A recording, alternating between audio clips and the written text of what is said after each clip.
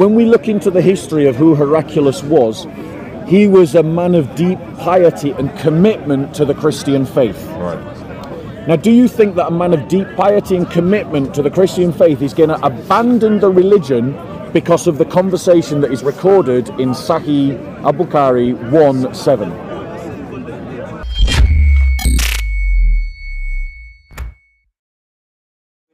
I want to ask you a question. I'm guessing you're a Muslim. Why you don't get it? So my question to you is about this. Since all of these guys didn't want to answer this question. Okay. Well, do you know about Sahih al-Bukhari, Book 1, the number 7, where Heraclius talks about... I'm not familiar with numbers, to be honest. No, I'm going to tell you the story. Maybe the story will remind you. So in the story in Sahih al-Bukhari, it says that a group of Muslims went to visit the Emperor Heraclius.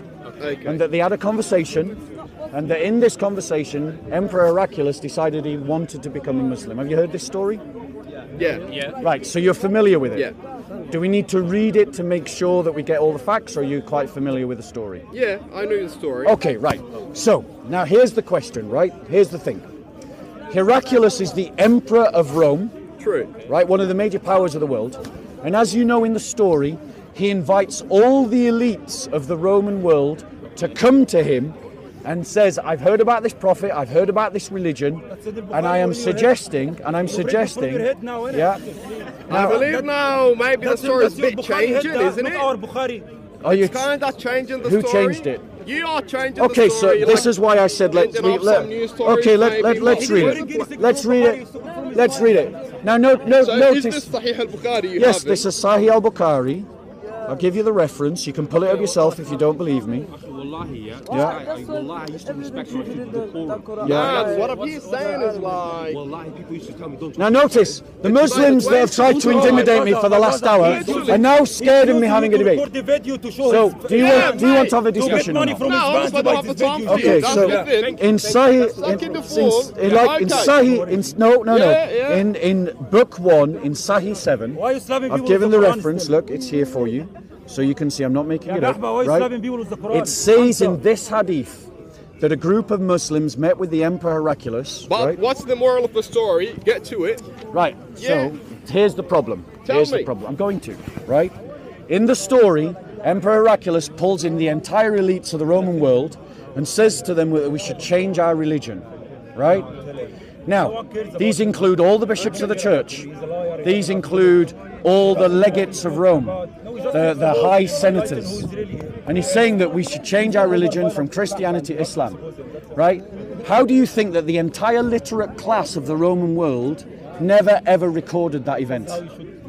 I believe because that's not something they want to change. Like during the history, even Christianity have been changing depending on their desires. That's not something they want the history to be saying or reading about by Christians themselves, because that's not going to be in their benefit. Why would they write that? They will change it straight away. Right. So let me address that point, because you've made an argument. That you're reading for which is your book. It's not the same in 1,000 years, 500 years. Every couple of years it's changing. So So let me reply to your comment. Are you done? Have you finished everything you want to say? Reply. So in this hadith, Bro, he's a snake, I'm telling you. Right.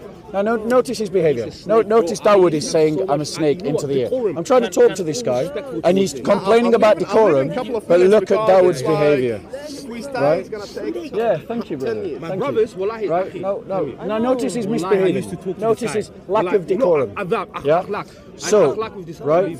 So what it says, right, in this story, and I agree, the fact that it changes is a problem, because this hadith comes in the 9th century, right? Comes 900 years later, sorry, 200 years later, in the 9th century. Now, when a historian looks for a historical event, do you agree that they look for something that's close to the event itself? I can give you another Yes? It has to be close to the event. Right. Wait. Yes? They come with references. Who said Yes. this? Yeah. Who's the person before him? Right. If the person No, afterwards is that's not not true. trustworthy... That's not true. That's not true. Brother, I'm going to reply to what you said. Would you like to enter into this conversation as well then? Okay. Okay, so I'll also include you in this debate. The message indicates the Arius. Do you know about the Arius? Ariseid. No. We're talking about this, Heraclius. This is what we're talking about. This is the same, right. Same point. So he sent him a message. So where's the evidence? Right, in this Sahih Hadith, the entire literate class of the Roman world are brought together, and an emperor suggests that we change our religion.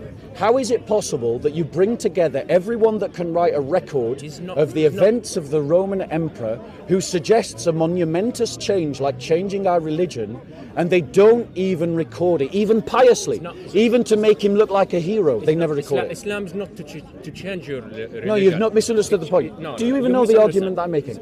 The point of Islam is not to change you. What's the argument I'm making? Because you don't know the argument I'm making, do you? What's your, there you go. So try to understand the argument before you jump in, brother. Okay. So let me make because you're forcing. Let me restate it. Let me restate my argument. Let me restate my argument because you've jumped to a conversation. You don't know the beginning of the conversation, and your argument is irrelevant to the conversation. So let me try again. Right? Yeah, don't listen to the rude boy. Try to have a decent conversation with me. Yeah?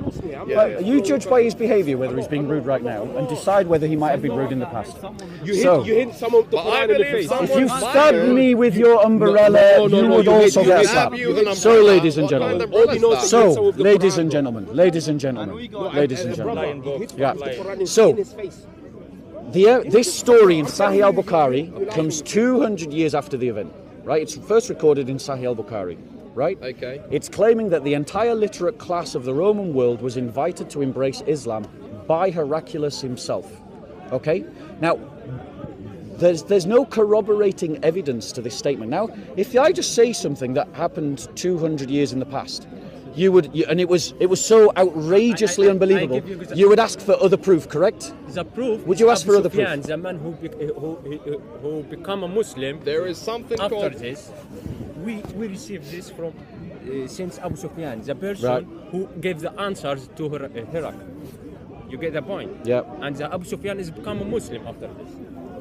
Go on. Okay. And before the Heraclius make anything and invite the press Christianity, he make investigation about the Prophet Muhammad, and he said, if I am there with him, I gonna wash his feet. Right. Hold on one second. He said like. Hold on one second. So that's what that means exactly. We have another proof. No, hold on one second. Let me just reply to this. Let me just reply to this. Okay. Because here's why I don't find this story in your hadith believable. And you've got to understand what implications that has, because I'm saying that this story is made up. Listen. No, listen. I'm trying to tell you. If you interrupt less, you'll hear me more. Does sound like I'm going to try. I'm going to try to explain my point. If you listen to me, I might answer your question in the process of doing that. So, 200 years after the event, people make a fictitious claim about Heraclius, about the Emperor of Rome. Now, this is a problem for you guys because it would demonstrate, if I am correct, that lies are in your Sahih Hadith collection. Now, why do I say it's a lie? Reason one. Again, very quickly, I'm just going to lay out my points and then we can discuss them. Reason one is 200 years after the event. Reason two, there's no corroborating evidence when we could reasonably expect some form of corroborating evidence. Reason three, why would we expect reasonably corroborating evidence? Because the entirety of the literate elites of the Roman world were brought together, apparently according to this hadith, to embrace Islam. The people are going to record that kind of thing. That's a big deal. Even the story itself suggests that it was a big momentous deal, because according to the story, they all ran for the gates, crying, no, no, no, no, no. So, according to the story, it was a big emotional thing. Do you know, we have a chapter in Quran about the Rome. That's not the... We're not talking... We're talking about this hadith. We're talking about this. Go on. History. How do we have the history from 1,000 years? Great question. By references. Great note. If there is something in history that no one wants it to be passed to the next generation, they'll just take it off the books. It's disappeared. There's no internet, no Google, no databases. That is true. Same thing when the story comes after 200 years. Yeah. It's all based on references as well. Yeah. If there is some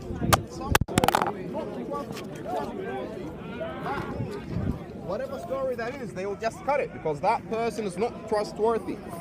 Otherwise, that means if the reference is trustworthy, we can take it over next generations until it comes to us. Okay, let's talk about how we do history, because you've raised that point and it's valid to the conversation. Can you apply that on the New Testament? Sam, let me deal with his question. No, Sam, let me deal with his question.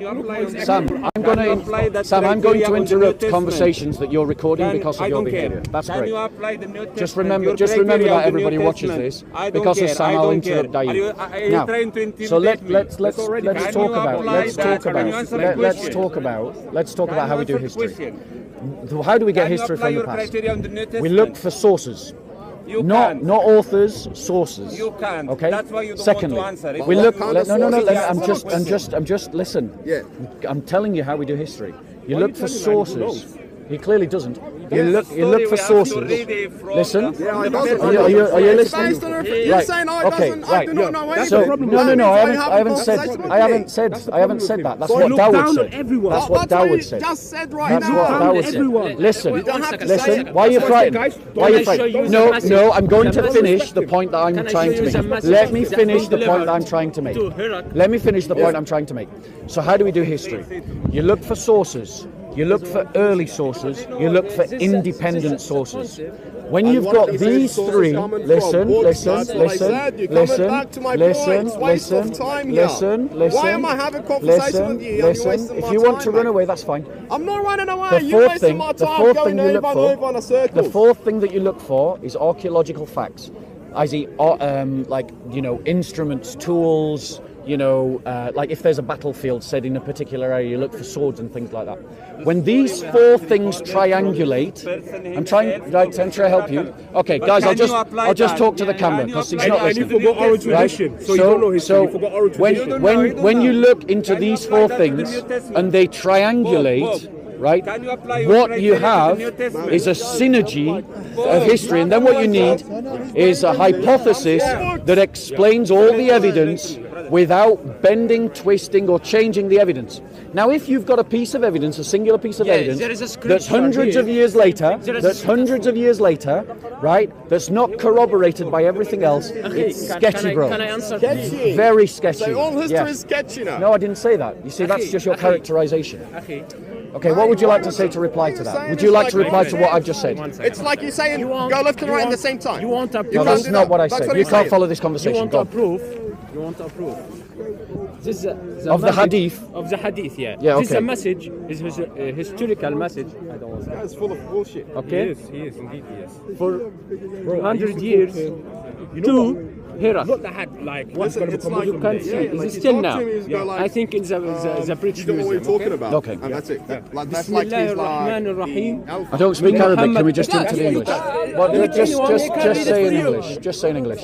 Yes, but it's Yeah, but I'm not Arabic. in an Arabic. I just want to hear the English. What's the English? Will you trust his translation? He's a prophet. His tongue is Arabic. Yeah, but I'm not interested. I'm not interested in the Arabic. Let's hear the English. I'm English. Talk to me in English. What's it saying? In the name of Allah. Yeah. Okay. From Muhammad, the messenger from Allah. Okay. Yeah. To Heraclius. Azim Rome. When I see you, that's how I'm going to deal with you. That's what like the king of Rome. I'm a regular here. Everyone knows. Peace on go and ask people on a regular basis follow the guide. So this guy is a liar. He's a liar and he's disrespectful. That's the thing. He has arrogance. After that, he has a lot of arrogance.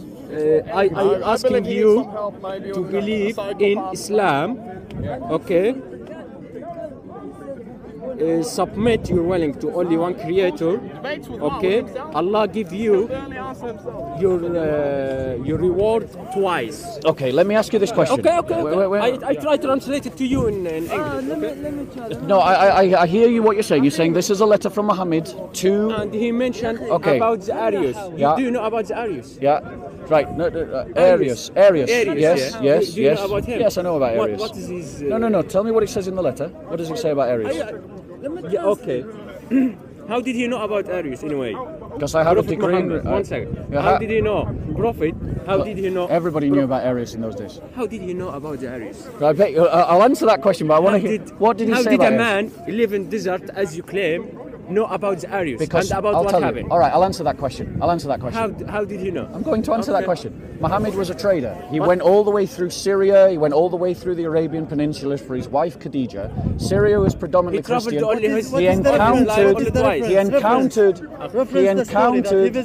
He encountered Christians on his journeys. This is where he gets all the fabled stories of the Quran from. That's why the Quran is plagiarizing the Quran. Now it's your argument. This is where he gets all these stories from. That's how he knew about Arius. There's nothing miraculous about it. How did he know? What is Everyone in that time. Arius was famous in those days. Do you know how many times Prophet Muhammad traveled? Let's come back to this hadith. Come on, what does your letter say? How did he travel? What does the letter say? How many times Prophet Muhammad traveled all his life? It doesn't matter. That's how he heard How it. it doesn't matter? You just So what does he say about traveled. Arius? What does he say about Arius? What does he say about Arius? He's a trader. Tell me, answer that question, please. What does he say about Arius? I tell you. Can you bring See, if you had behaved like this in our entire conversation, no, you didn't. Go and look at our very last debate. Go and look at our very last debate. That's where it broke down, bro. No worries, no worries. But you It's a cramped park. Don't worry, don't worry. towards me, trying to embarrass me in front of people. Why did you try to do that? Bro, When I've always go and look at your own behaviour in that video. That's where our relationship broke down. You think you're the only one that got offended on that day. You're wrong. Go and look at your behaviour on that day. Okay. Now I'll agree to apologise if you do, but you don't even recognise you did anything wrong. And that's the problem. Hold on. I have no qualms to not apologising. That's fine then. But my issue So don't is come that- to me all offended. No. The issue is You treated me like trash that No, day. no. Towards the end of that debate, we started off well. Okay, Towards the end of that debate, go on. What did he say about The Arius? scripture say, What does he say about Arius, please? if you refuse the message of Yeah, Allah, yeah. you're gonna get the ithm, like the sin of the Arius. Right, the sin of Arius. Arius, yeah. Okay, right. The sin of what you make against Arius. Yeah. Do you know why Arius was a famous name at the 7th century? Yeah. Why? Because he was. Why was he a famous name in the 7th century? Because what I know about Arius, okay, he was asking the people to believe only in one creator. No, One that's God. not true. Okay. That's not true. What he was asking about Trinity? No, he was against the Trinity. So are you saying Muhammad was in favour of Arius? One second. Are you saying Muhammad was in favour of Arius? All the messengers, all the prophets say, come deliver the message. Did Arius to- deliver that message? Arius is not a prophet. Right. Arius is not a prophet. Was Muhammad in favour of He was Arius? oppressed in. Was Muhammad in favour of Arius? Yes, because Okay. he's a good man. Did Muhammad think that? He knows the right message is to believe in one Okay, creator. I'm asking you, I'm just asking you. Okay. According to your understanding of the literature that you've read from Islamic sources, did Muhammad think that Arius believed in one God? Yes, Right. He Now, believe in one God. right. Now let me give you an example of why you shouldn't trust Muhammad, because I know the history of Arius and you don't. I know. Okay. I read about Arius. Okay, shall we do a quick... Did you read? Where was Arius born? I don't care about where he's born. Where did he maybe teach? in Alexandria, maybe. Where did he I'm not teach? sure. I'm not sure. It's more likely Antioch. But what I know. Where did he teach? What did he teach? Where did he teach? I'm not sure. Alexandria. Who was his bishop? Huh? Who was his bishop? Antony of Alexandria was his bishop. What exactly did Arius teach? Okay. What Arius teach? Yeah, what exactly did Arius teach? Because you're claiming you know about Arius. And you're claiming your prophet knew about Arius. He teach the monotheism. No, he didn't. Tawheed. No, he didn't. Let me explain to you. No. Exactly. Let me explain to you what Arius actually taught. Okay? Doesn't matter whether you, doesn't matter. Like, this is just a good history lesson for you. The only thing that's going to happen is you're going to walk away from this. Who fight against Let me Arius? finish. Let Who me fight finish. against Arius? Who attack Arius? Antony attacked him. No. Yes. He's, Nicholas. No. Let Nicholas. me finish. Let me finish. Okay. Let me finish. He was criticised by his bishop Antony. Okay. A council was called at the Council of, do you know? Nicaea, in the year 325 AD, that was attended by how many bishops? 320. One of those bishops was Saint Nicholas. What did Saint Nicholas do? He slapped him in the face. What happened to Saint Nicholas? What happened to Saint Nicholas? What happens? They nearly defrocked him and they threw him in prison. Now, This happened after. what did Arius teach? This one second. No, this but happened think- after. This happened after. What's your name, bro? Nuclear. Nicaea. No. Magma Nuclear. Nicaea. Nicaea. After Magma Nicaea. Nuclear. Because Arius and his students, Yeah. his students, they were delivered the message of Right. Prophet Jesus. Yeah. Okay. Yeah. Only to worship only one God. And I just want to be clear. You One say second. Muhammad That's taught why, this. That's why. I want to be clear. The Nicholas slapped him. Is Muhammad teaching this? Did Muhammad teach that Arius taught that? No, they don't. He's just. You don't mentioned- believe that? Sam says no. Sam disagrees with you. One second. Sam disagrees He's with you. just mentioned as a historical Yes. that historical something historical take place. What and did Arius- he know, what he did know- Arius teach? He know about it. What did Arius after, teach? After 600 years. What did Arius teach? That make him a What true did Arius prophet. teach? You understand What the did point? Arius teach? What did Arius You teach? understand the point? I understand that you don't know anything about Arius. You know about something You don't know anything happened. about Arius. You know about something happened No. before he comes. Shall I tell you what Arius taught? 600 years. Let me tell you what Arius actually taught. Arius actually taught that Jesus was another God. That's what Arius taught. No, that's why Go they- and look into it. That's why Go they and look make- into it.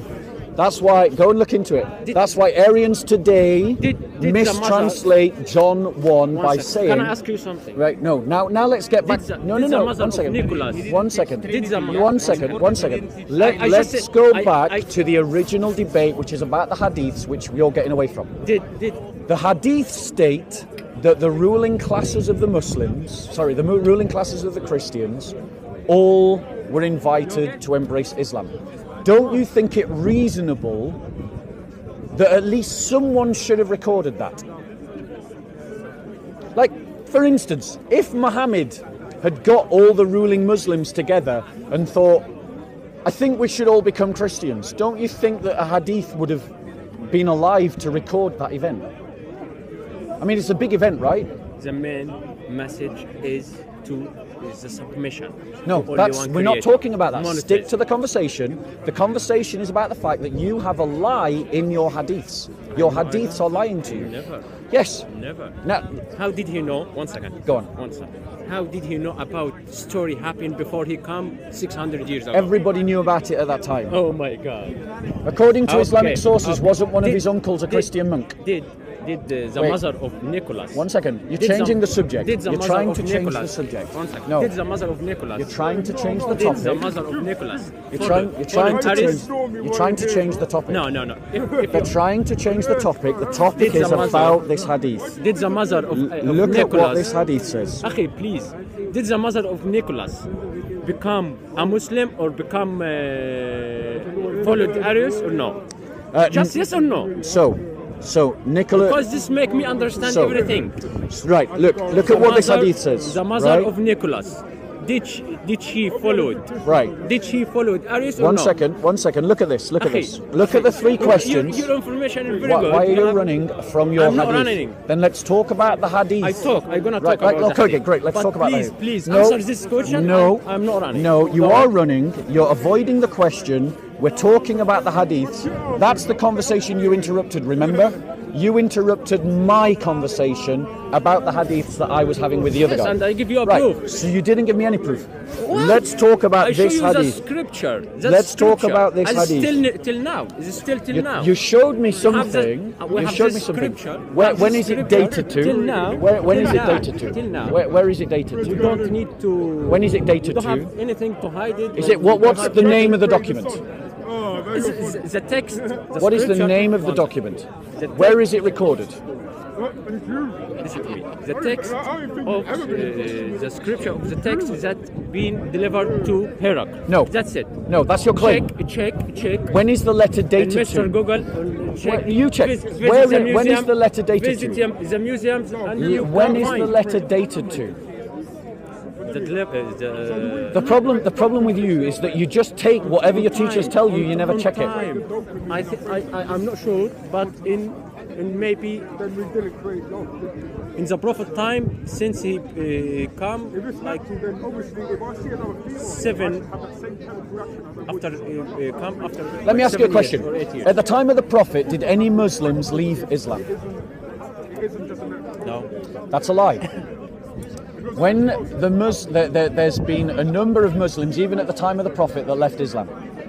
When, for instance, the first Muslims were sent to Ethiopia, one of the companions became a Christian in Ethiopia. One of the scribes of Muhammad abandoned Islam, according to your hadiths. No, you listen, misunderstand listen, the hadith. listen, No. listen, You and then later misunderstand the re-embraced it. Do you know about the companion that left Islam in Ethiopia? And the Prophet Muhammad. So when you said no, were you lying to me or did you just not remember? No, I'm not like you misunderstand what Did you just not remember? Let me explain. Did you just not Let me remember? explain, Go on. okay.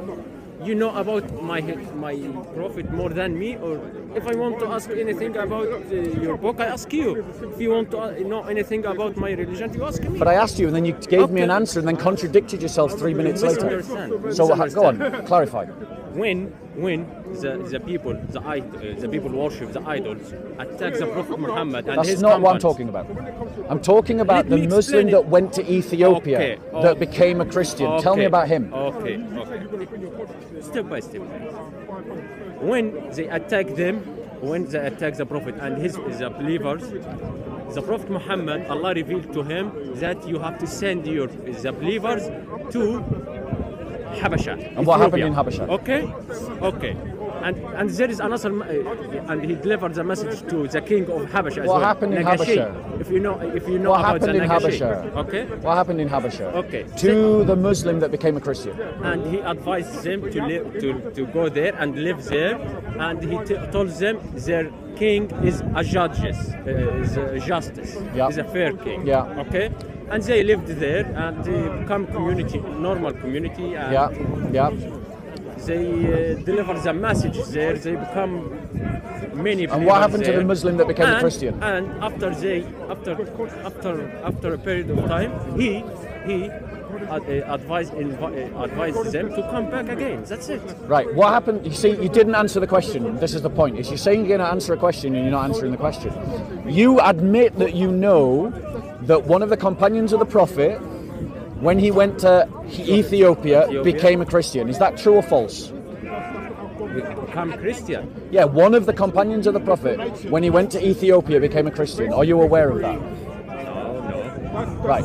Go and wait. Go and wait. Show Go and wait. Anything. Yeah, let's see if I can find it for you. Let's see if I can find it for you.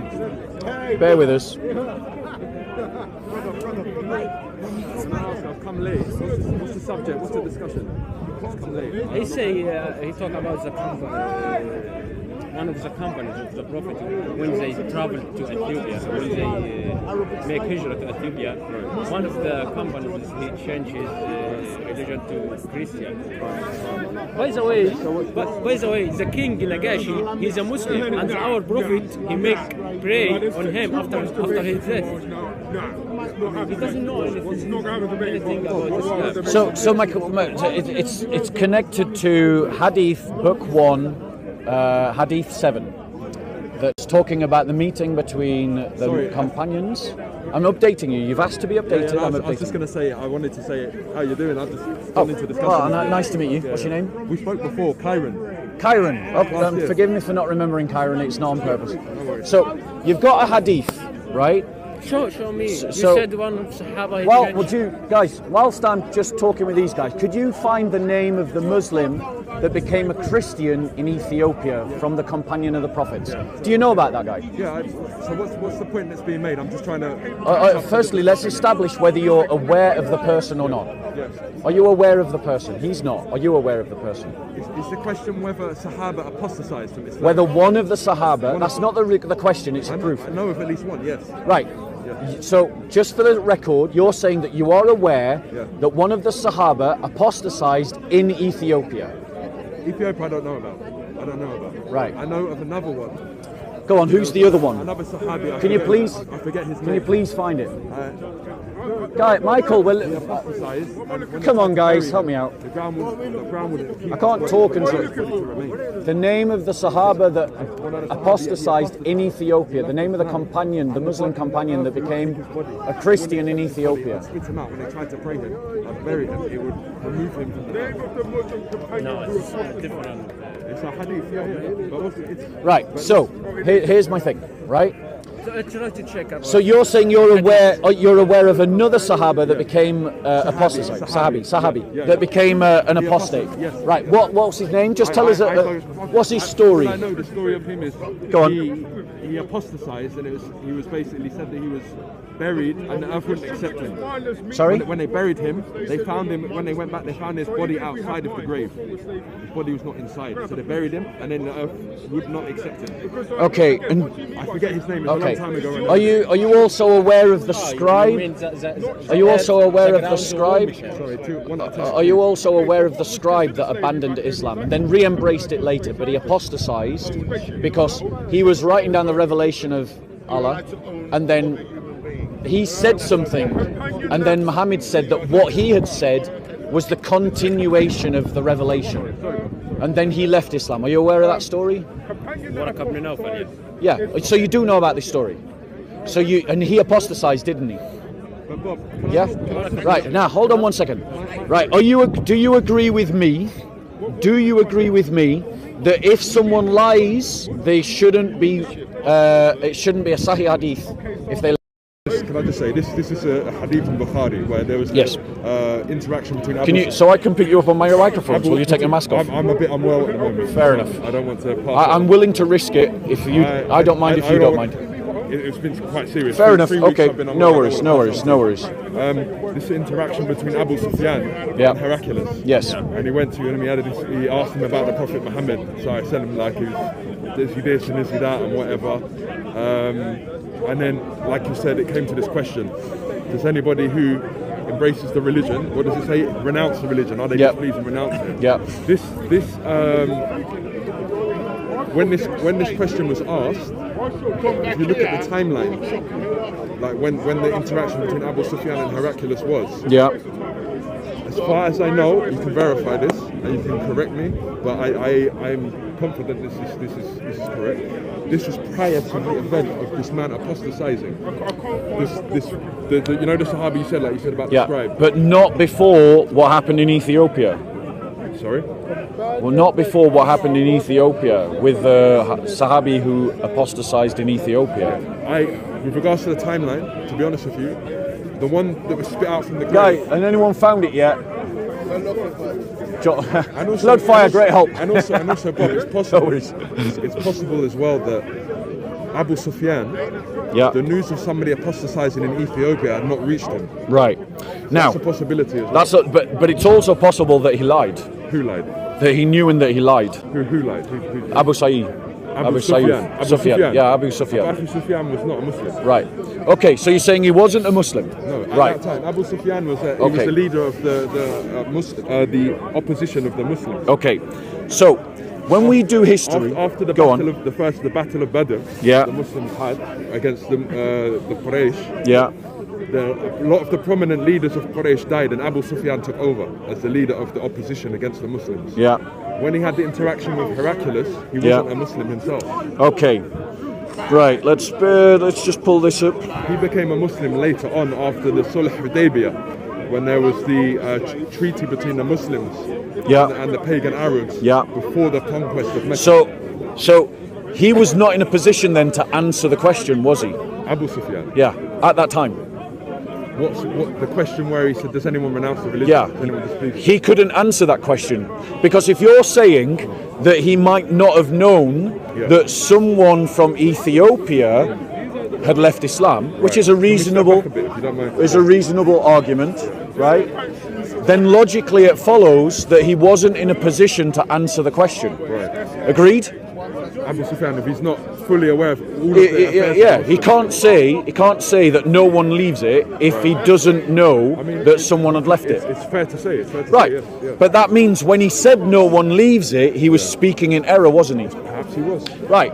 Now, that ends up being a deceit. He's now lying to Heraclius. Yeah, but remember, he's pagan Arab. He's not a Muslim. Right, but you said that you as a Muslim say that someone who is a known liar shouldn't be in the chain of a Sahih hadith. Yeah. They can be in a Da'if, they can be in maybe a Hassan, I don't know how the rules work, but they can't be in a Sahih. Do you get my point? I understand. Do you get my point? I get the point. Okay. Let me make my point. We'll talk about hadiths later, brother. I want to talk to you, it's fine, but I know you don't believe in hadiths. He does. I want to talk about the hadiths. 1 second, please don't try to hijack this conversation. It's not fair to him. Go on. So, Abu Sufyan, like at the time, when this happened, this interaction anyway, he's not a Muslim, right? So, of course, like anything that Islam is teaching, at that time, let's say for argument's sake he lied.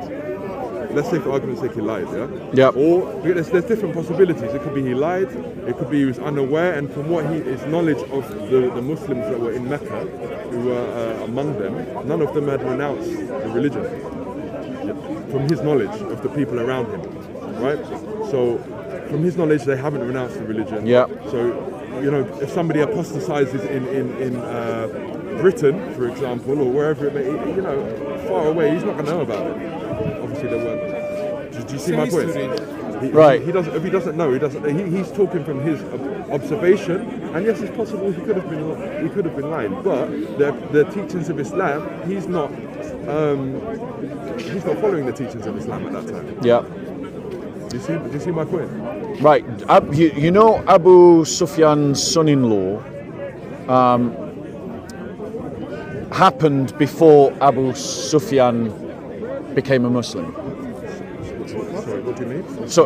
Sorry. Before Abu Sufyan met Heraclius, right. Abu Sufyan's son-in-law had apostatized. Let me give you the evidence. Right. Let me just. So the person in question is Ubaydullah Bijash. Does that name ring a bell? Ubaydullah Bijash. Right? You can find this story. Yes. You can find this story in Ibn Ishaq, The Life of the Prophet Muhammad, written by Gilliam, 1967. Let me read what he writes. Right? Ubaydullah went on searching until Islam came. Then he migrated with the Muslims to Abyssinia, taking with him his wife, who was a Muslim, Habiba, and Abu Sufyan. When he arrived there, he adopted Christianity, parted from Islam, and died a Christian in Abyssinia. So that's before Sufyan meets Heraclius. So Sufyan went with him to Ethiopia, to Abyssinia. So he knew what had happened. Abu Sufyan never went to Ethiopia. No. He didn't go to Ethiopia. So do you not think he'd ask questions like, why has my relative not returned from Abyssinia? He wasn't there. He didn't go there. No. Do you not think, though, like that when his relative doesn't return from Abyssinia, he might inquire as to why? Okay. Isn't that the normal thing to do? Of course, right. Makes sense, yeah. So what I'm pointing out to you is that in the text of the hadith itself, the very source of the hadith is seen to lie to Heraclius because he says something he knows that is not true. One, does it say that Abu Sufyan, the news of his, was it his son-in-law, it said? What? Who was it who apostatized? A relative, basically. Yes, it says, right, basically, right, hold on 1 second. Yeah, he was Abu Sufyan's son-in-law. Right. So he was a relative. Okay. Now you know and I know that Arab families are tight today. They were even tighter back in the day. Like, they were tight units. They still are. It's one of the things that I admire. But it's possible the news of his apostasy did not reach Abu Sufyan. But by the time, what's the gap between the episode in Abyssinia and Abu Sufyan going to meet Heraclius? Do you know? The time span between this event here. Yeah, this event and the Abyssinia event. I can't say I do know the It's worth investigating. I don't know it myself. It's a good question for both of us to go away and investigate. But let us conclude. Let us be charitable. Just to emphasise. Sorry. Just to re-emphasise what I'm saying, it's possible that Abu Sufyan, regardless, because look, if he's gone to Abyssinia, the relative, and he's apostatized over there, it's possible that news of the apostasy never reached him, regardless of the time span. Even if it's 2 months, 2 years, 12 years, until Abu Sufyan died. The apostasy, the news of that could have perhaps never reached him. That's right. So, but it's also possible that Abu Sufyan's son-in-law went to Ethiopia with his daughter, remember, because he's a son-in-law. So we're guessing the wife, who was a Muslim, who is the daughter of Abu Sufyan. They stayed there in Ethiopia, and then when his daughter and his son-in-law don't come back, Abu Sufyan goes, why haven't my daughter and my son-in-law come back? And they go, the reply is, oh, because he's become a Christian. That's more possible and more probable, unless these two events are separated by days or weeks. Like I said. Right, so the important question is to go away and check out, for both of us, because I don't know either, the date. But let us be charitable and come to the middle ground. Let us say that Abu Sufyan did not know. But that means that he wasn't in a position to say that no Muslim ever left the religion.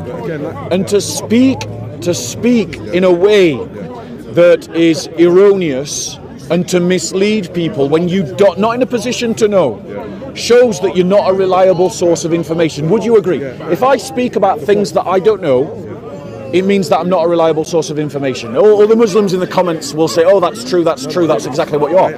And they'll use that as an argument against me. Well, I'm using it against Abu Sufyan right now. You saw that? See what I did there? As I said previously, Abu Sufyan at that time was not a Muslim. So what I'm saying is, if he did lie, so I'm not disagreeing with you. I'm not saying that he didn't lie. Right. It's possible he did. Let's say it's possible he did. But for him, he did not see, like, if Islam, if it comes to, like, for example, like the Hadith and the people who narrate them and their reliability and the fact that they don't lie, they're honest people, whatever it may be. He himself, if he does not feel the teachings at that time of Islam apply to him, i.e. not lying, you know, and whatever. And if one second, and just give me a second. He didn't lie, by the way. No, I'm not saying he does. I'm saying he never lied. No. But I tell you something. I've shown you that he did lie. I'm showing you that he did lie. Brother, please let me finish my point, please. And then he's actually at least dealing with the argument. Go on. So, if he did lie, I'm not saying he did. I'm saying, okay, perhaps he did. Perhaps he did lie. Perhaps you're right. He lied. But the teachings of Islam, he does not feel apply to him. And then later on, he embraces Islam and he renounces his ways, his previous ways of being a liar, if he was, and lying there. Okay, by the way, this conversation during the Hudaybiyah agreement, during the Hudaybiyah, you know, Sulh Hudaybiyah, this means after the Ghazwat Uhud. Right. Okay? Right. So, you have to ترتب like step by step. Yeah, step by step. Right. What happened? The chronology. Yeah, historically. Wait, no offense, bro, but when I tried to give you the opportunity to talk about this, you didn't. He is. So I want to talk to him. I want to talk to you because you're actually engaging in the argument that I made. Right. So here's my other. Can I know? No. It's okay. No, I want to talk to him. Brother, we tried. For one question and I go. Very quickly. Go on. What's the question? Please. Nicholas, did his mother follows Arius or no? I don't know. Okay, now let me come back to you. So in terms of the question, right? Because what I'm trying to let me be clear about what I'm saying to you. I'm saying to you that I've got strong evidence that your Sahih Hadith collections have a lie inside them. Now, you tell me if I were correct, just hypothetically, if I were correct that I have demonstrated a lie inside your Sahih Hadith collection, what are the implications of that? The thing is here, if there's, like, because he's narrating, like, I don't know the narrator of the Hadith. Does it say Abu Sufyan was the narrator of that? I can tell you. Incident, or was it bear with us. Else who was a witness to it and was basically... I can tell you. Bear with us. I should be able to. Narration chain. Now, I don't quite know how the app lays it out, so I'm guessing it's in chronological order. So I'm guessing it goes Ibn Abbas, Ubaydullah bin Abdullah bin Utbah, Al-Zuri, Shubayb bin Hamza, Al-Hakam bin Nafi, Abdul Al-Yaman. So Abu Suyaf doesn't even appear in that list. Abu Sufyan doesn't even appear in that list. So, I mean, I haven't quite figured out how the app, what it's telling me here, to be honest. But that is, as you can see, narration chain. That's the list of names that it gives you. Just to address the point you said, is it possible that there's a lie in your Sahih Hadith? What's the implications if there is a lie in the Hadith collection? So let's say, for example, now, Abu Sufyan was lying. It was a lie. He actually, the news reached him that somebody had apostatized. Again, like I said before, it's possible the news did not reach him. Yeah. Now, let's say he lied. He did lie. As I said previously, he did not feel that the teachings of Islam applied to him. Yeah. So, even if he did lie then, it's not... That's not the question that I asked you, so let's try again. The question that I asked you was, if it turns out that I'm correct and this is a fabricated hadith, i.e. the conversation never took place in the first place, it's a total fabrication. That was not the question. What is the implications if there is a lie in the Sahih collection? That was the question. Try again, please, to answer that question. No. Your question was not that. It was about you said about fabricated hadith just now. If there is a lie, you said what's the implications if there's a lie in the Sahih hadith? That's the question. Yes. So if one of the hadiths is a lie, what's the implications to the concept of Sahih, like the collection of Sahih? It doesn't affect it at all. I'll tell you why. Right. Go on. So if he lied, right? No. If the entire hadith is a lie, like. You're saying a fabricate. The question. I am. So let me be clear. No. Let me just clarify what you're trying to say. I don't. Well, how about I just tell you? I'll tell you in one sentence. No, because maybe I misunderstood. Well, so let me tell you in one sentence, so you can't misunderstand. In one sentence, this hadith, from beginning to end, is a total fabrication. That was not your argument. That is my argument. You came into it late. If you had been here from the beginning, you would know that that's what I was saying. When we were discussing it, that's not what you told me.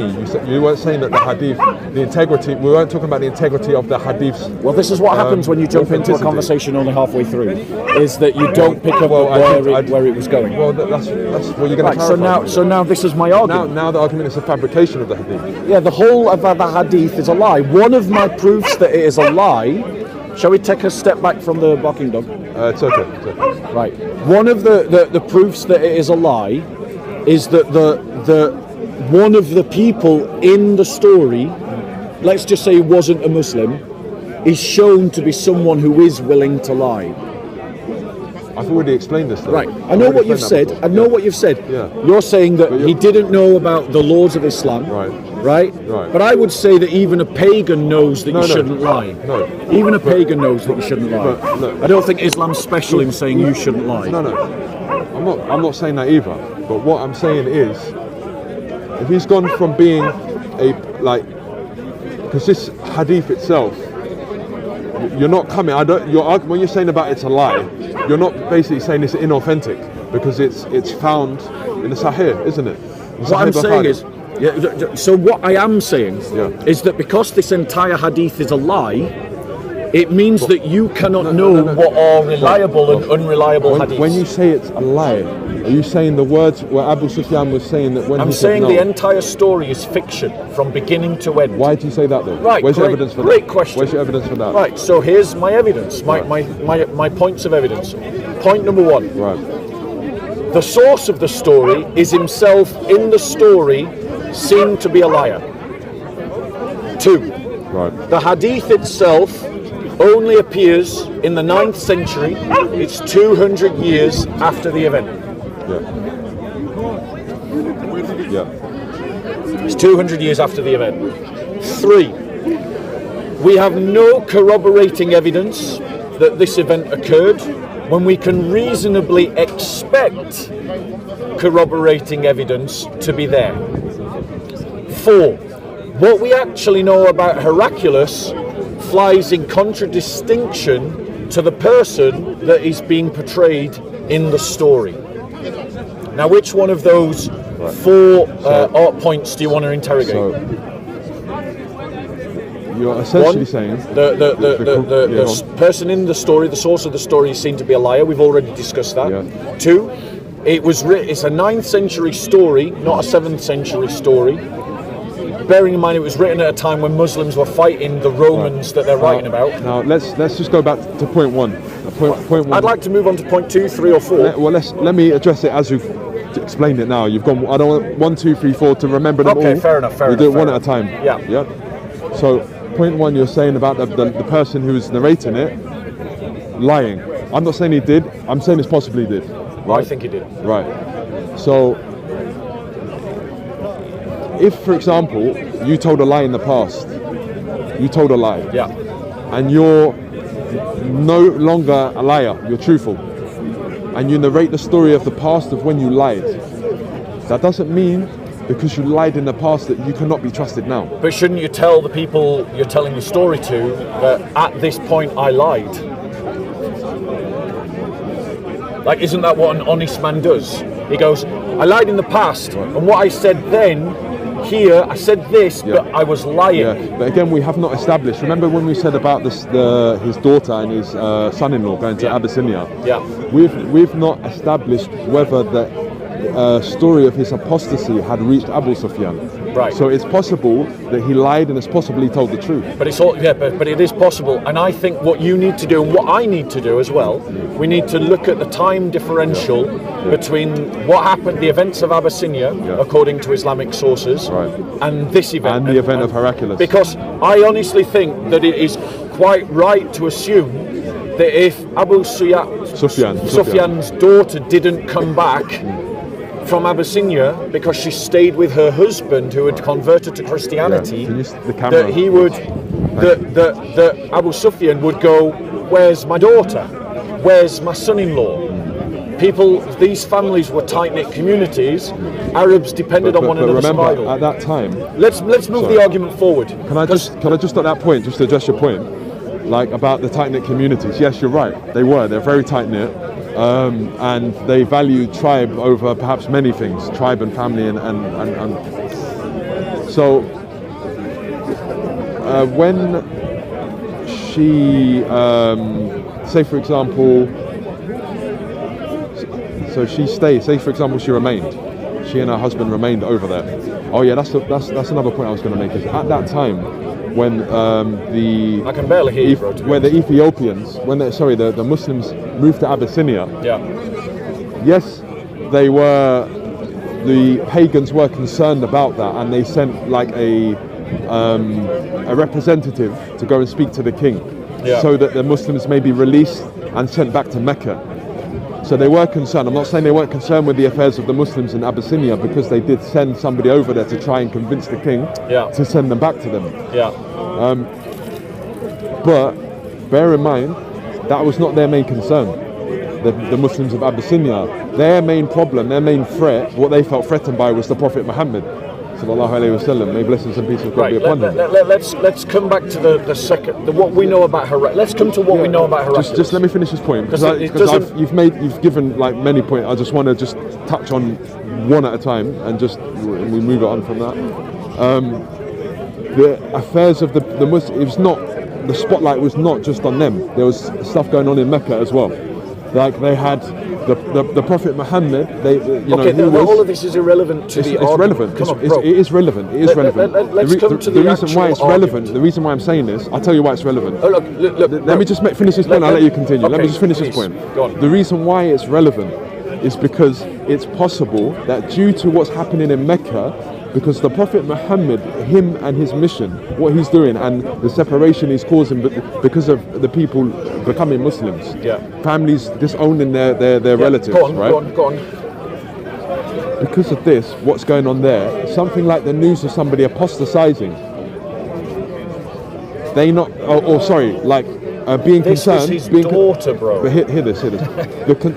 His concerns with what's going on in Abyssinia may not be tantamount to what's going on in Mecca at the time. Be honest, if your daughter disappeared, wouldn't you ask a question where she is? But remember, that at that time, that was perhaps for Abu Sufyan, not as important as what's happening in Mecca. Well, people will have to decide whether people love their children. Anyway, let's move the argument forward. Because what we do know about Heraclius is this. Do you know anything about Heraclius? Do I know anything about him? Yeah, what do you know about Heraclius? Apart from this story. Do you know anything apart from this story? About Heraclius?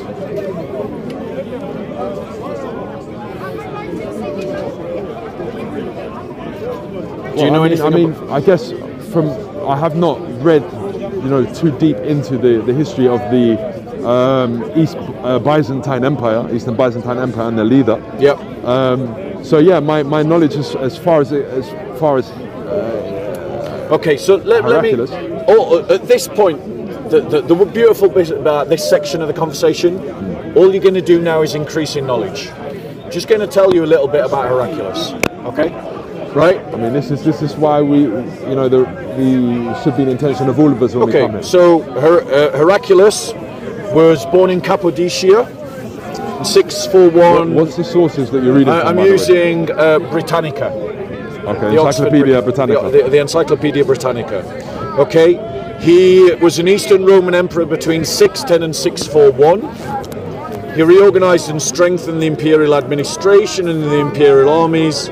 But lost, obviously, Syria, Palestine and Egypt to the Muslim conquests. He was born in Eastern Anatolia.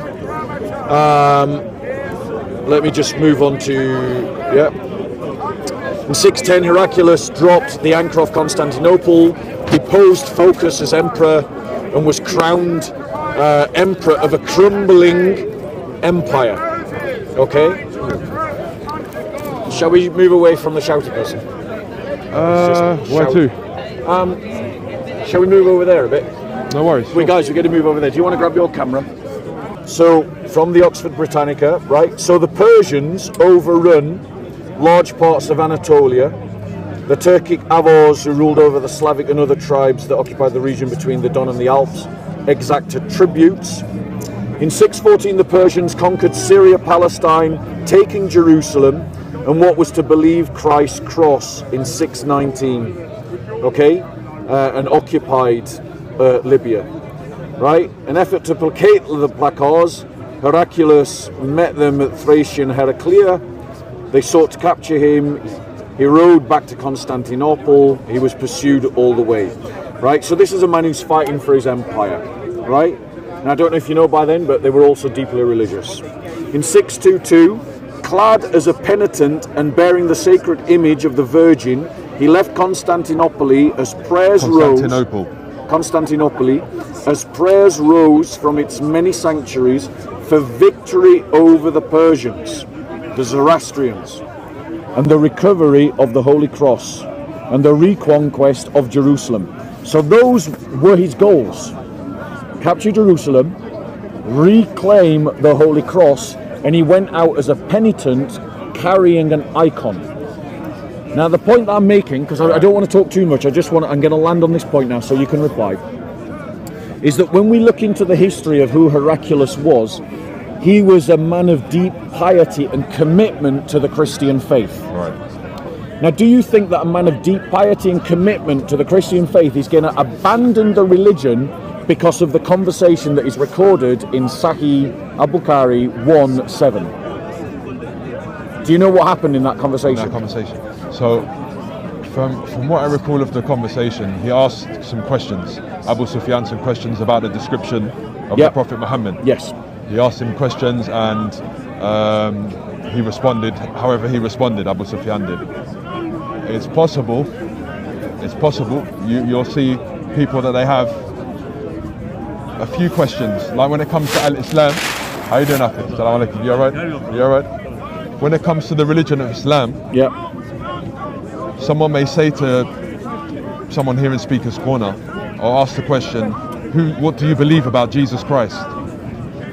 As a Muslim, what's your belief in Jesus? We believe that he's a prophet of God and a messenger, like Moses and Abraham and those who preceded them. and what is your belief concerning this and that, right? Can we just go through what the question in Hadith? I'm addressing it. It's relevant to Heraclius. So, because you asked me, is it possible that such a man, as you read, he was penitent, he was carrying the cross, who led the first Christian religious crusade, right? Is it possible that this man would leave Christianity based on this conversation with Abu Sufyan? I would say yes, it's possible. Right, let's actually look at the question. Bearing in mind, right, what I've read from you from the British Oxford Encyclopedia is that we see a man who leads a religious war to retrieve a piece of wood. He wears penitential clothes, even though he is an emperor. Yeah. And he goes out and he fights for the Christian faith against the pagans of the Persian Empire. Right? And these are the questions that he asks according to this hadith. And you're trying to suggest that this is enough to convince him, and I don't think it is. It's possible. No, I don't. Because that's. Let's be fair. If I say yes, it's possible he did. You say no, it's not. It's our opinion. Right, but the point is, we are both people of experience, and we both know people of deep commitment and faith. Now, while it is possible for a person of deep commitment and faith to change their religion, and they do all the time. I was just speaking to a Muslimer this week who's become a Christian in Egypt, right? They do change their faith all the time. It's not uncommon. But people of deep faith and commitment don't do it on their very first encounter with a new religion. It's possible. It's possible. It's possible. And if you look into the history of people who've accepted Islam, you may find many. You might find like people who were nuns, monks, devoted in monasteries, and vice versa. They have one conversation. They embrace Islam at the end of that conversation. Right. Let's actually look at the questions that are put into the mind. Let's look at the questions that Heraclius asks. Okay, right? He asks these questions, right? So the first question he asks is, what is his family status amongst you? The second question he asks, has anybody amongst you ever claimed the same before him? To which the answer is no. That's just the answer, no. The next question, was anybody amongst his ancestors a king? The answer is no. Heraclius asked, do the nobles or the poor follow him? The answer is, it is the poor who follow him. Then he asks, are his followers increasing or decreasing? Increasing. The reply is, they are increasing. Then he asks, does anybody amongst those who embrace his religion become displeased and renounce the religion afterwards, which is the point that we discussed earlier. And the answer is no. Then he asks, have you ever accused him of telling lies before his claim? The answer is no. Does he break his promises? The answer is no. We are at truce with him, but we do not know what he will do in it. I could not find the opportunity to say anything against him except that. Heraclius asked, you see here. Wait. Yeah. Have you ever had a war with him? The answer is yes. And he said, what was the outcome of the battles? The answer is, I replied, sometimes he was victorious and sometimes we. And then Heraclius asked, what does he order you to do? And then he says, he tells us to worship Allah and Allah alone, and not to worship anything along with him, and to renounce all our ancestors had said. He orders us to pray, to speak truth, to be chaste, and to keep good relations with our kith and kin. Right.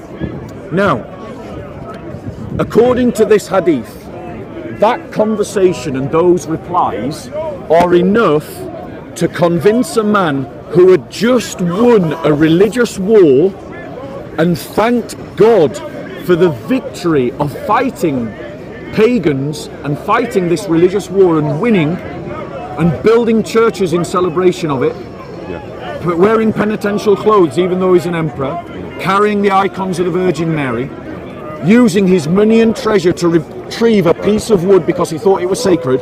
And this hadith is meant to convince us that this conversation was enough to convince him to abandon his religion. It makes no sense at all. Okay, can I respond to that? Yeah, go on. Right. So when it comes to the conversation, like as I said, it's subjective between us. Yeah. If you can say it's impossible, I can say it's possible. Like there may be one question a person has concerning Islam, and it's enough for them to become Muslim. Now, also on top of that, this conversation Abu Sufyan had with Heraclius, it's possible that when Heraclius went away, he had a conversation with somebody else, or there was more information that he tried to extract from Abu Sufyan, which, in addition to the questions he had, which was not narrated, and that added to his conviction, and he became Muslim. Yeah, carry on. You know. Yeah. So, even if, for example, it said, has this man, like the question that he asked, has this man had any, along the lines of anyone in his ancestry that were kings? And he said no. If that convinced him, that convinced him. Yeah. Everybody is a subjective thing. Like, people accept this. It takes some people years and years and years and years to accept Islam. Like myself, like it took me a long time. I took maybe 6 years. Go on. And then you get somebody else who has one conversation, you accept Islam straight away in Speaker's Corner, wherever you may be in the world. But everybody's experience varies. Right.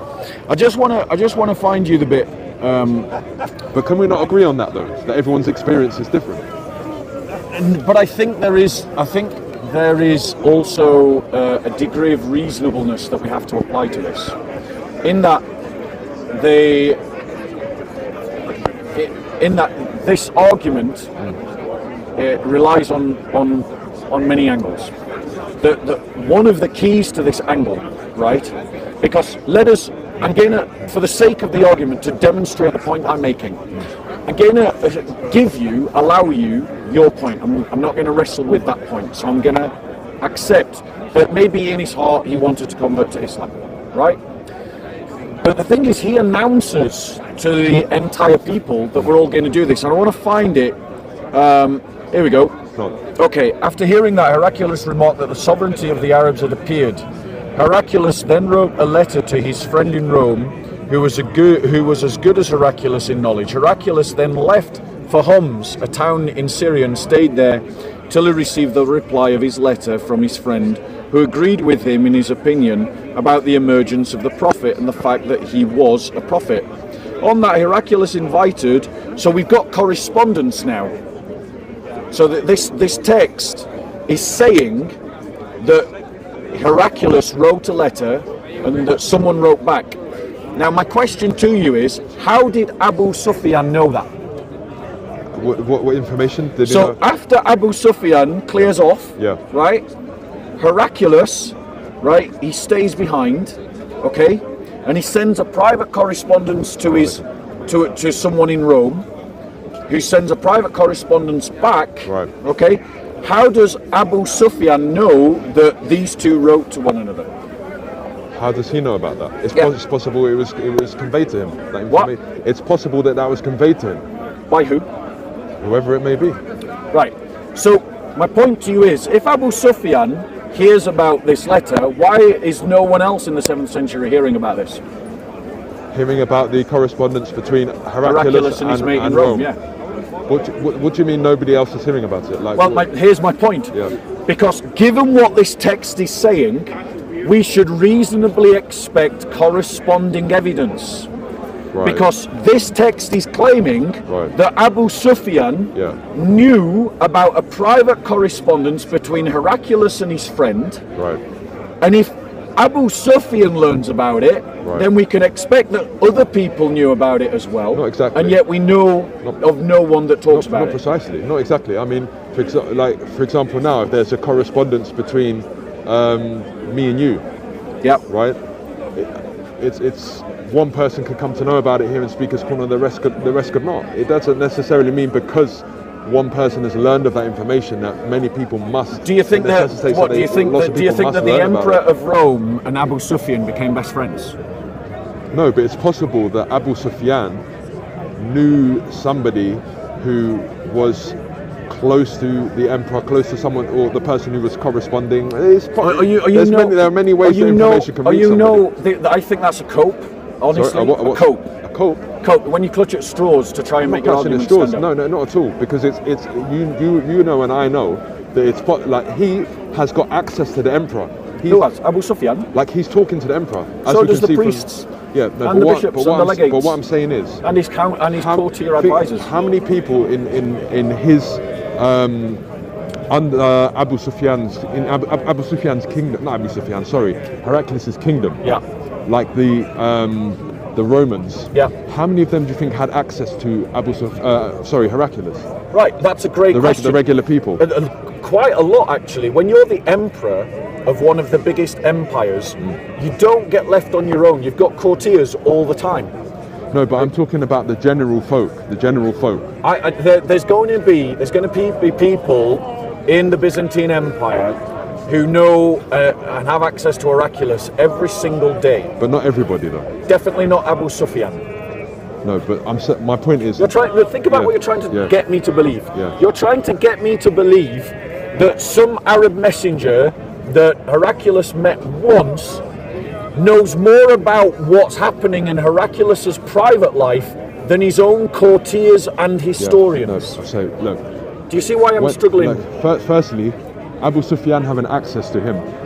Say now there's like the advent of Islam is kicking up a stir. It's kicking up, like a lot of people are hearing about what's going on in Arabia, about what's happened amongst the people of Mecca.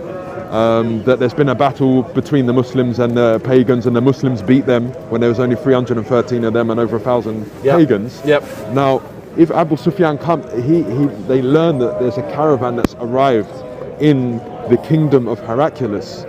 It's possible then that due to he's hearing about this, he's heard there's an Arab caravan, due to him wanting to inquire more, it's possible for that reason. I mean, with regards to the details of how he got access to the court of the king, to the court of the Emperor Heraclius, I don't know those finer details, whether it's because they heard of the caravan, they invited him in, or for whatever reason. But there are ways.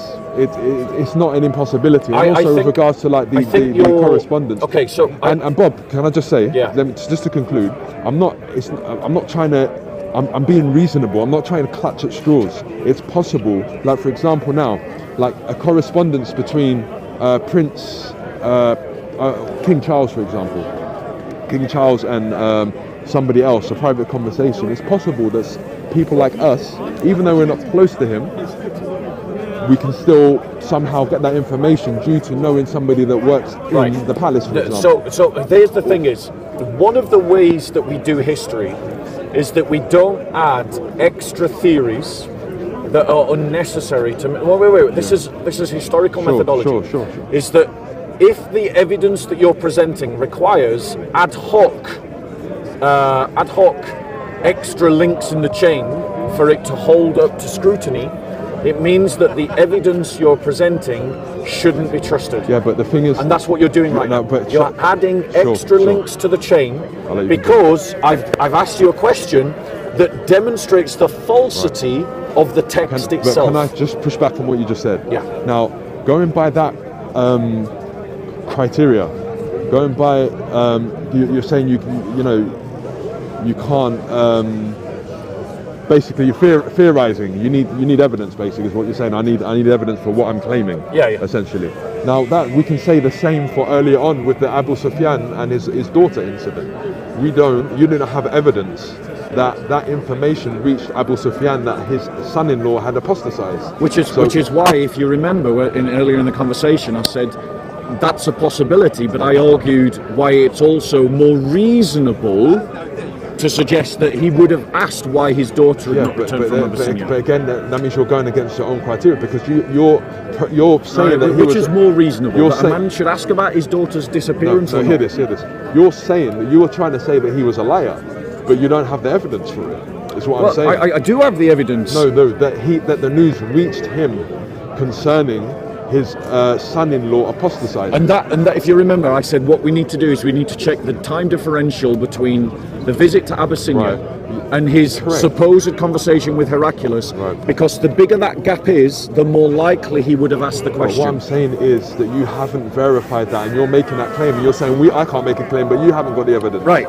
But that's one of the questions everyone should go away and look at. What is the time differential between the event in Abyssinia and this conversation because if it is in months or years, it's reasonable to conclude that he would have asked, where is my daughter? Why hasn't she come back with everyone else? But what I'm saying is, okay, fair enough. I get what you're saying. I'm not saying it's unreasonable what you're saying. But what the point I'm making is, you're coming to me now telling me that I can't give these theories if I don't have evidence. And I'm saying, let me finish, please. I just want to say hi. Peace be with you, Ralph. Yeah, I've good to seen see you guys on video so many times. Cool, man. What's your name? My name is Javed. Javed, I'm nice to from meet you. Oman. Oman. Yeah. Nice to meet you, man. I've seen your videos. I've seen your arguments, Hashim, and it's cool watching you guys. Are you visiting? I'm visiting. So I just took out some time to come here specifically to meet you guys. Are you a Christian, bro? No. Muslim? I'm Muslim, but I believe in God, and I think you. Can I give you a gift to welcome you into my country? Okay. Since you've greeted us so friendly, I'd like to give you a gift. All right. Just to show But I'm hardcore Muslim, don't worry. a bit of human solidarity for you. Yeah. Do you have a Bible, bro? If you're gonna give me a Bible, I read everything online, so I do have the e-Bible. Then I won't give you a Bible. I'll give you a book you can't get on Yeah, I'm so sorry. I'm being rude. I interrupted you guys. There you go. Okay. Merry Christmas. Right. Thank you. Take care. Take care of yourself. Enjoy your stay. Right. So but the point, just because I was talking before. Yeah, you were. So the point I'm making is, you're telling me that I'm basically theorizing. I'm saying you were doing the same thing earlier. What I'm saying is that you're trying to explain away something that a reasonable man would look at this and go, right, this causes us to doubt the evidence. Explain. Let me finish. Yeah, sure. Causes us to doubt the evidence because the narrator of this hadith is claiming to know about the private correspondence of the emperor. Remember, this emperor spent his entire life. How's my camera got His over entire there? life. Sorry. Yeah.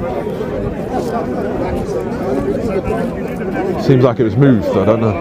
Yeah. This emperor spent his entire life fighting the Muslim world, right? In history, that's a fact. Right. Now, the other problem with so I've suggested to you that's a good grounds to doubt this hadith, and then your response. Sorry. What's good grounds to? The narrator of this hadith is claiming to know about the private correspondence of the Roman Empire, of the Roman emperor, where not only is he saying he knows who he wrote to, but he's saying that he knows what was said.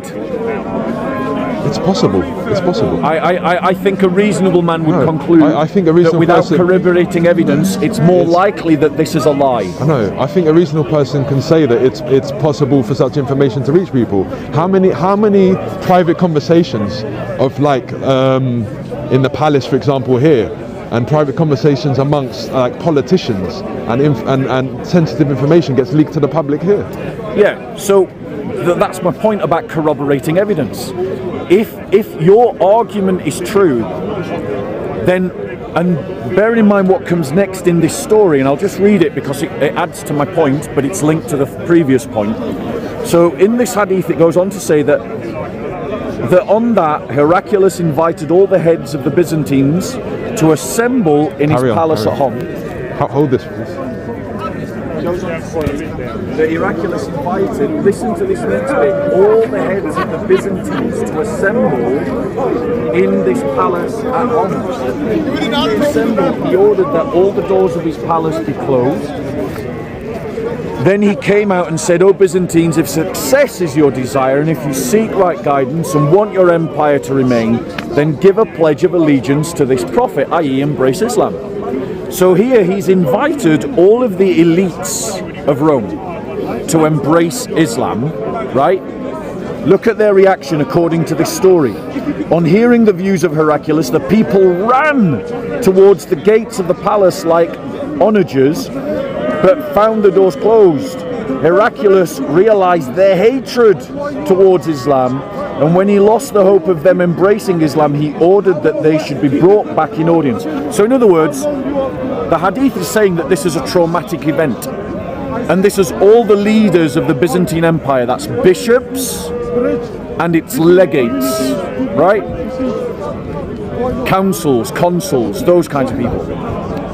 Are you telling me that the entire literate class that have this traumatic event, none of them bother to record it in history, none of them put it down in a letter? This is why a reasonable person, if this story was true, would expect corroborating evidence. Okay, and we have none, zero, nada. Just to push back on that, when it comes to like, because you said if such a traumatic event occurred, why was it not recorded by the people that were the people who were there and experienced it? Like the Gospels. Right. It's possible. It's possible. How long ago was this? This was over 1400 years ago. It's possible. Like people here, people in this day and age, people diary. They journal. Sorry. Yeah. They journal. Yeah. Right. They may go home and they may express it to their family. Yeah. Something happened at work today. Yeah. This event happened. My boss did such and such. It was such a nasty thing that he did. Whatever.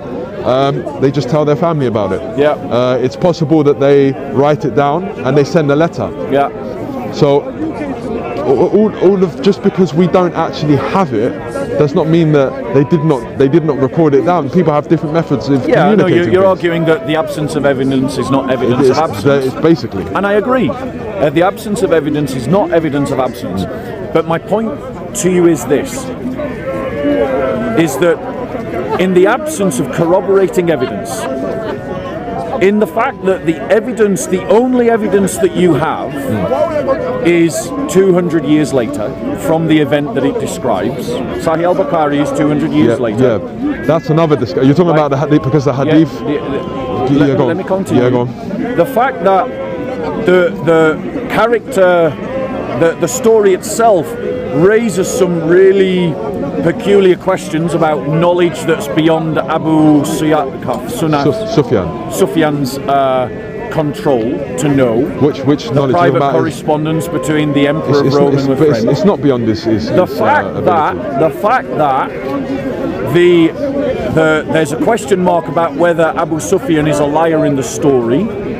But then he could be truthful. The fact that the entire elites of the Roman world, according to this story, go through a dramatic experience, and we find no corroborating evidence to it at all.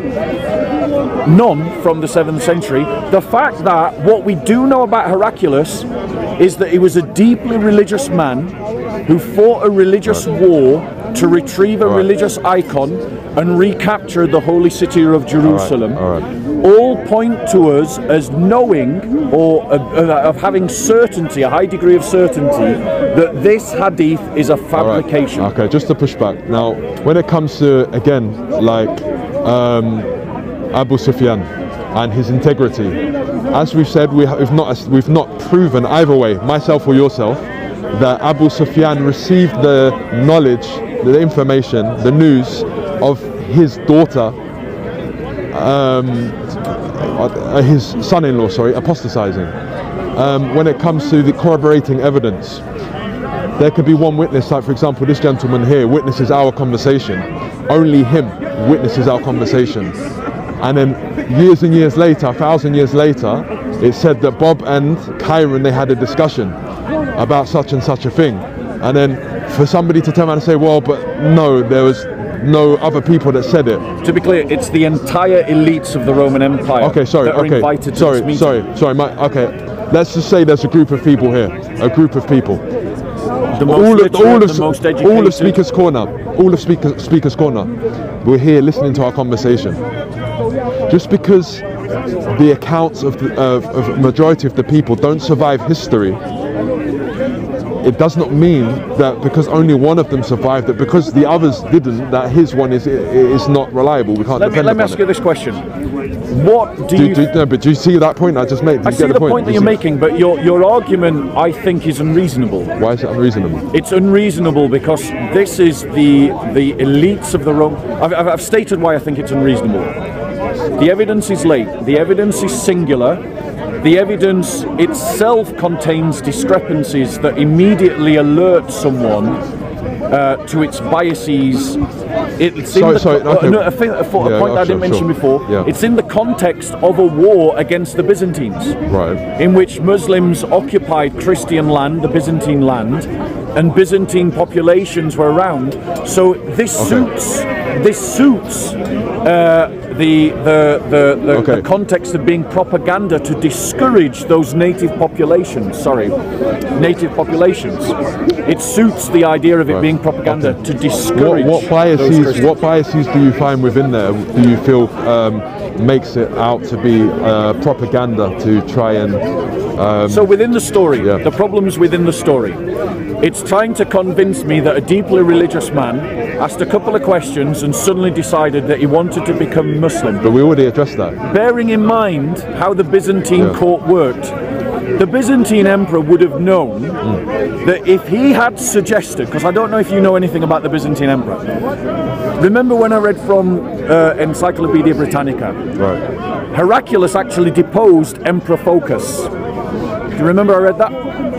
The reality is that Roman emperors were always finding excuses to topple one another. Okay. The main reason for toppling someone was military failure, right? But in this time, bearing in mind that it is on the back of the fact that Christians have fought these schismatic battles against heretics, from Arius to Nestorius and so on, the idea that the emperor would have endangered his own position by saying to the entire elites of the Roman Empire, let's change our religion. It doesn't smack true of history, because an emperor would have placed his own position in danger by doing that, and he would have been toppled as an emperor. Yeah, I mean, okay, perhaps he would be toppled if he was to say such a thing or propose such a thing to his his council or whatever, whoever it was around him. But when you see, like for example, the companions of the Prophet Muhammad before they were Muslim, right? They had certain positions. You have Mus'ab bin Umair. He was a prominent. He was a very wealthy individual at the time, and when he accepted Islam, he lost that. He lost his mother withdrew her support. The Muslims, they lost a lot. And when it comes to the faith of an individual, and you even see this in this day and age, how many Muslim people become Muslim and they get kicked out of their houses. A Sikh, I know somebody who's a Sikh, became Muslim, is kicked out of his house. It's like the Christians that get abused in. I know a sister who became a Christian up north in north of England. She is, her parents have turned around and said to her, because you've left Islam, you have to leave the home. Yeah, look. And she's been a beautiful daughter to her parents. But look, my argument is not, about people, like I'm not basically trying to say Christians are bad because they kick Muslims out. People, when they become Muslim, they leave Christianity and they become Muslim, they kick them out of the house. That's not the point I'm making. What I'm saying is that when people accept a faith, like when they accept Islam, you'll see these individuals being told to leave the house, being stripped of position, whatever it is that happens, but they stick firm to their religion still. They're because of their faith. They are willing to endure. Right, now I'm going to prove to you that they're willing. To your let me finish. Let me finish. They're willing to endure. They're willing to endure anything that their family wants to throw at them. They're willing to endure it. So what I'm saying is, when it comes to Heraclius, because you're saying about him being toppled, basically because he's an emperor, it would be beyond him doing such a thing because he would lose his position. It's not impossible. When faith settles in the heart of somebody, they may be willing to lose their life, their family, and so I've heard your argument. Heraclius and Abu Heraclius. So now let me show you. Now let me show you why that argument doesn't work even according to this text. Because as the brother just beat me to the punch. Are we still recording? Yeah. Drop your gloves. Right. Listen to what the Ur story says about Heraclius, to show that he's not the kind of person you've just described, to defend the point against the point I made. Because I made the point, if Heraclius really did this, he would have endangered his own position. And you said, well, some people care more about truth than their own position. Right? Do you not agree with that? Right? No, I do agree with that. Look, that Christians did that. Right. But here I'm going to show you from your own story. not the description of Heraclius, because it goes on to say that when he realized the hatred towards Islam, and when he lost the hope of them embracing Islam, he only eventually wrote to Babylonians. He said, what already said was just to test the strength of your conviction, and I have seen it. The people prostrated before me and became pleased with him. So in other words, according to this story, he lied his face off to defend his own position. Right. Because he recognized that people weren't with him, and so he lied his face off and said, oh, no, I didn't mean it, I was just testing you. To protect his own position. So according to this story, he's a man that would rather keep his position than follow the truth. So your argument doesn't work. Okay. No, I see your point. I get your point. Now, that means according to your story, this Heraclius was a man of weak heart. But the point is, all of history contradicts that characterization. Heraclius was a warrior who led his armies into battle on the first Christian crusade against Persian Zoroastrians. He reclaimed Jerusalem. He reclaimed the Holy Cross. He wore penitential clothes. We've gone through that. My point is, respectfully, my point is the characterization of Heraclius here does not match what we know about Heraclius from the 7th century. Now, just to respond to that, I'm not saying that what's recorded historically about, like, you know, where you said he's gone on to Constantinople and things he's done for the sake of the religion. I'm not saying he didn't. Jerusalem. Whatever he did, I'm not saying that's not historically correct. And when it comes to going back to the narration, because you're saying that it's essentially showing that he's a coward because of him saying, okay, accept Islam. And then when he saw their reaction, oh, actually, yeah, I'm only joking, or whatever it is he said, don't listen to what I'm saying. I was just, you know, testing your resilience in your faith. Now, it's possible that you have an individual that is willing to go on a mission, like go to war for his religion, to go and try and conquer lands so that his religion can be implemented there. However, that same person, that same individual who's willing to go out there and fight by the sword and die by the sword, it's possible that such a person, even though he's willing to die on the battlefield, he's scared of being in prison. He's scared of being tortured. He would have been killed. Right. Now, he just would have been executed. So that's what happened to all the emperors before him. Right. So going out to war, I mean, he doesn't know. Okay, yes, there's a precedent. You're right. There could have been a precedent of execution for somebody who renounced their religion, for example. It's more like assassination. Right. He could have been beheaded, whatever it may be. But he, in that moment of time, he doesn't know the consequences of him. Like, yes, he knows previously this has happened, but he doesn't know whether they're going to take him away, whether they're going to stone him to death, whether they're going to do whatever, torture him, tie him up. So in that moment of time, and also bear in mind as well, like when people go out to war, the king, obviously, he gets more protection. He's afforded more protection than the regular guys. So he may be more confident when going out to fight than in a position where it's just him, all eyes on him. If he renounces his religion, Heraclius went into battle. No, he was no coward. No, I'm not saying that. The historical Heraclius was a man who led armies, and he fought in battles. But what I'm saying is this: drew his sword and he fought. But what he's not what this characterization. No, but what I'm saying is, look, Heraclius was the emperor, right? He goes out to war. He is the priority in the army. He's the priority. He's the most protected amongst all of them. Right. So when he goes out to fight in that situation there, he knows he is the most protected individual in the army. Yes. Right. Now in this position here, he knows he's not. If I renounce my religion, like many thoughts may be coming to him. everybody here may turn on me. But think about it, and you're right. If you renounced your religion here today, and I invite you to do exactly that. I invite you to do the same as well. Embrace Christianity. I invite you to embrace Islam. By your own words, all the Muslims here would turn on you.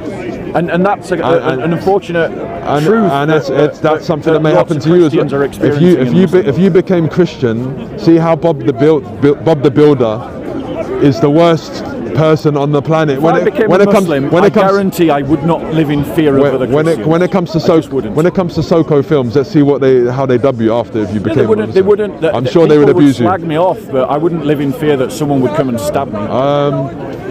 Anyway, Karen, I think this has been a wonderful conversation. Okay, right. I've really appreciated talking with you. Yeah, it's been very decent. It's been very honourable. A better finish than a start to my day. Right.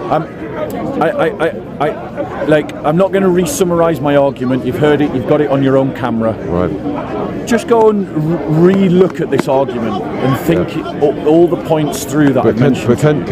I respectfully request you also the points that I made. I respectfully request you also the points that I made to consider them as well. I will. Because and then let's come back and talk about it again. Inshallah. Can I give you a gift? Sure you can. And I wanted to just say as well, because you made a point about, I'd live in fear if I renounced Islam because of being stabbed. You know, there's been a lot of killing from the other side as well. Like, look at New Zealand in 2019. More than 50 Muslims were killed by someone who was a Christian. That's almost he was an environmentalist. Actually, he wasn't a Christian, but he was an environmentalist.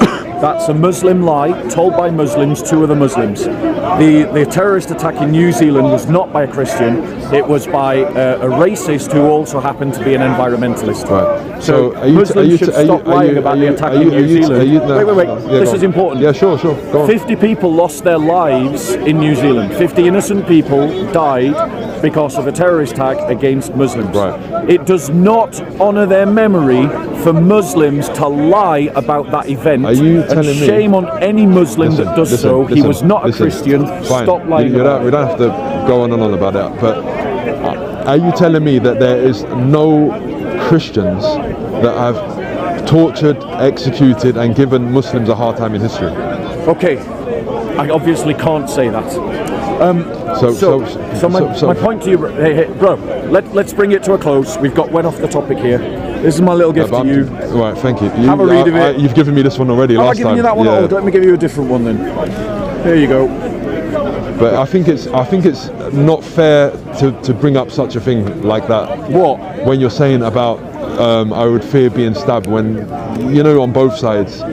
There's been. I don't disagree with you that there are Muslims that have done. How many Christians have tried to stab a Muslim in this park? Did we have this? Sorry, in this park? Yeah.